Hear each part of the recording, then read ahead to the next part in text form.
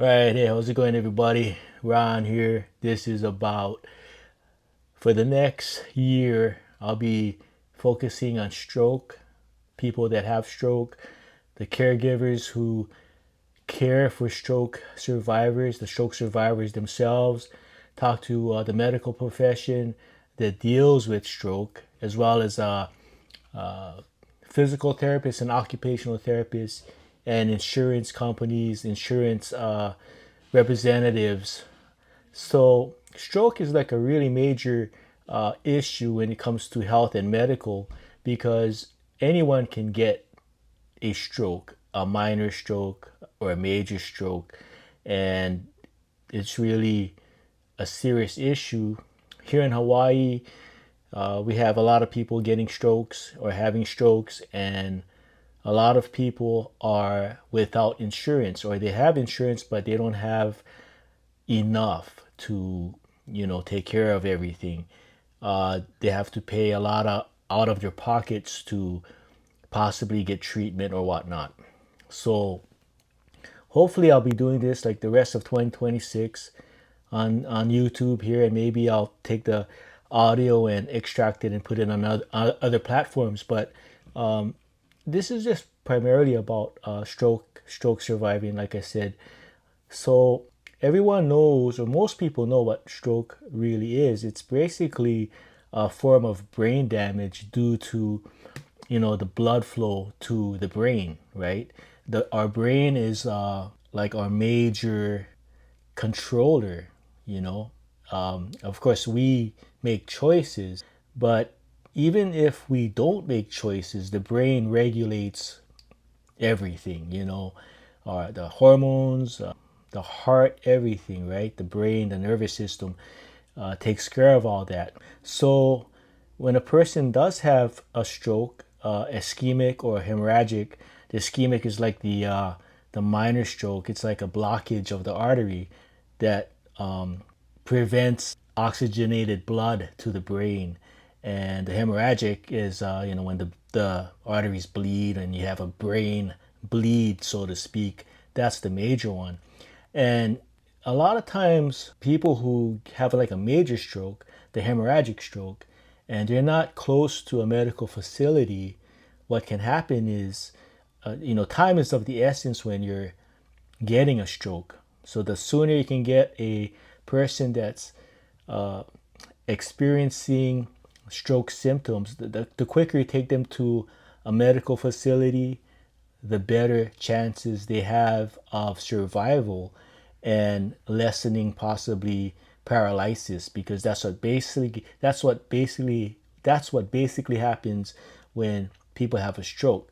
If the stroke is like on the left side of the brain, generally the right side gets paralyzed or gets affected, so to speak, and the opposite. If it's the right side of the brain, the left side gets affected, and you don't know really who has a stroke. You might be at the supermarket and you see anyone, could be a young person, middle age, older, whatever, and you see that person on a electric, like a electric wheelchair or a wheelchair, and you might be thinking, well, maybe that person has a bad hip, or it's a bad leg or something, and that may be true. But a lot of times people think, well, it's an injury. They fell, or they twisted their ankle, their legs, or they got it broken or something.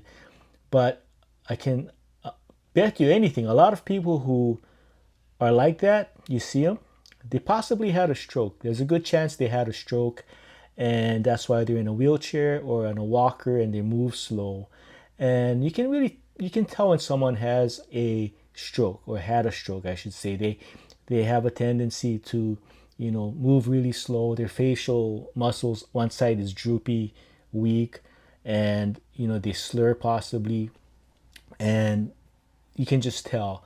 And it's not a thing that you can just overlook, because it can happen to anybody. And I think if we understand the people that had a stroke and kind of have a heart for them, and donate to a cause, for that person a little bit, especially those, this is what I'm getting at, is those who don't have the financial resources, family or friends, or anything like that. A lot of people are alone. They live alone and they had a stroke and they don't have insurance, and that can be, really devastating, not only on their bodies, but, in their mind too. Their mental health becomes a big issue for a stroke survivor if they don't have the assistance they need. All right. And another thing you guys got to remember, if you have a family member that had a stroke, especially like a major one, and they're very negative and they're kind of like they're just laying around and they don't want to move around. And they say, well, they don't have money for therapy. But, if you have a loved one and you don't have the money to pay for a physical therapist or occupational therapy, you can actually do that at home if you got the space. You can get equipment and help them. You can have someone train you. You can't get certified, but at least to help them move around, because the brain, when the brain kind of deadens, it can kind of like rejuvenate. That's a fact. And I've seen it with people who are recovering from stroke for like many years, and they're going through the therapy. Their speech is better, their mobility is better. Some people have gone through the therapy where like there's like electrodes, kind of, it's poked through the skin, and they go for like 10-minute sessions all the time. It stimulates the sensation, the nerves or what have you, and people could feel again. So the thing about it is, if you know a stroke survivor, there's help out there. There's got to be help out there where you live. You got to search, you got to reach out. Some churches might be able to help if you don't have anything. Go ask, go check. You might have government help if you haven't checked. I mean, go search. There's nonprofits probably where you live, and go check that out. But you gotta have the help that you need. You gotta get it, and you gotta move around. If you got a loved one that has a stroke or has a stroke survivor, you gotta make them move around. I mean, don't let them lay around and do nothing, just watch TV all day, because like anything else, the old saying is, no pain, no gain. And basically, that's kind of like old school saying, but that's the truth. No pain, no gain. I mean, exercise is always good, as long as you don't overdo it. I mean, look at when people, you see like the weak guy on the beach, he can't get the girl because he's either too fat or too skinny, but then he works out, changes his diet, he starts running, starts lifting weights, starts getting chiseled, and that works out well when you take care of your diet and exercise. I had a friend he was from Washington, long time ago. He used to live in Maui. I don't know where he went, but he was overweight. He had gout. He had diabetes. I haven't seen him for like a year and a half, and all of a sudden I seen this guy. He's skinny. Didn't recognize him, but his name was Matt, and Matt trimmed down, and his whole attitude changed.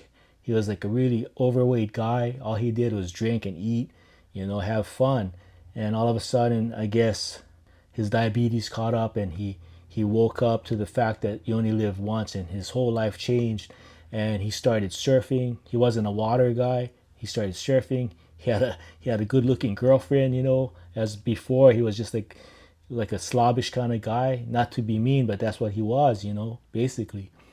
But he changed his life around. So if you have a stroke, or you're dealing with a stroke survivor, or again, if you're a stroke survivor and you want to get better, the thing there is, if you want to get better, you can get better, but you gotta get off your ass and work at it. That's the bottom line.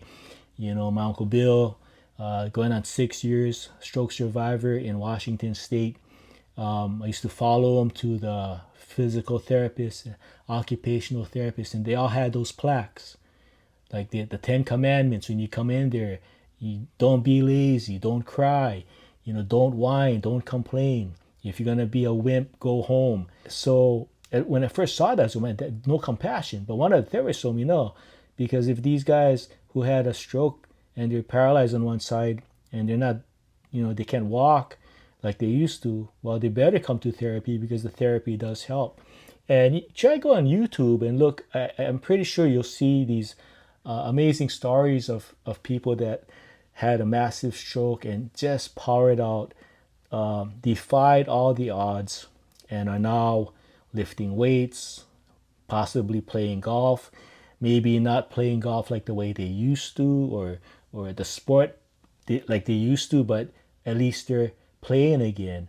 My Uncle Bill couldn't play the ukulele, but all of a sudden he started just playing simple chords, and next thing you know, he's doing the progressions again. So I'm just saying, so I'm going to dedicate 2026 on this channel for stroke survivors, and kind of give you guys the good feeling of, nothing like feeling good. So again, if you don't have insurance, check. There's got to be, okay? So stroke survivors without insurance can find crucial help through government programs like Medicaid, Social Security, disability.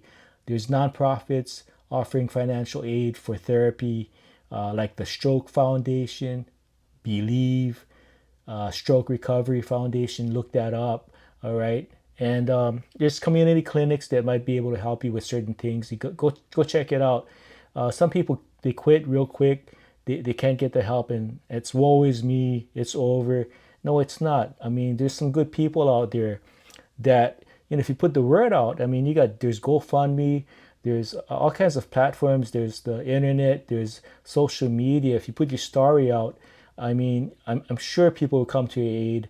And if it's just genuine, and you put a video out there or photos, and you need some help, you need some financial help, I'm sure people will come to your cause, or help your cause, I should say. Like maybe you need a walker, you need a new cane, you need a motorized scooter. Who knows? Maybe you want a handy van. You never know. You put it out to the universe, and God might just do His thing if you believe in that, and you might get the help. But the thing is, don't give up. All right. Once you give up, then it's over. I was watching a long time ago on America's Got Talent. There was a girl that was dying of cancer, and she wrote her own song, and she had like the golden buzzer because it touched everybody's heart, and it was a true story. She was dying of cancer, and she said she only had 2% chance of living, 2% chance, and the interviewer asked her, how does it feel? And she goes, well, I got 2%. It's better than no percent. So when I saw that, I was like, that's positive. That's the heart of a champion. That's the mind of a champion. 2% chance of living. And she says, I got 2%. It's better than 0%. So guys, have faith, have hope. I know I post some stuff on online, on social media, and some people just go, man, what is faith? What is hope? Man, it's over. I said, I hate to say it, man. If you're going to think like that, and you're going to crap on everybody's parade that's trying to get better, and I feel for you if you had a stroke, but if you're going to have a lousy attitude, I'm sorry, I'm going to treat you like you don't give a crap. So, like I said, I have compassion that you had a stroke, but if you're going to get a lousy attitude, especially towards me when I post something online about just having faith, having hope, and trying to be positive, if you're going to shed on my everybody else's parade, then you deserve to not even be looked at. I'm sorry to say it, but there's a lot of people that suffered from stroke and trying to get better, and they just need positive reinforcement. So if you're going to be shady about it, then hey, I can't help you. That's all your attitude, all right? So like I said, if this girl had 2% chance of living because of her cancer, and she's got 2% is better than 0, then you know what? I understand you had a stroke and life is hard. I get it. I really don't know what you're going through. It wouldn't be good for me to say that, but if you're alive, all right, if you're still breathing, you got a chance. That's all I'm saying. But if you want to quit, you want to give up, then do it. But like the professionals in the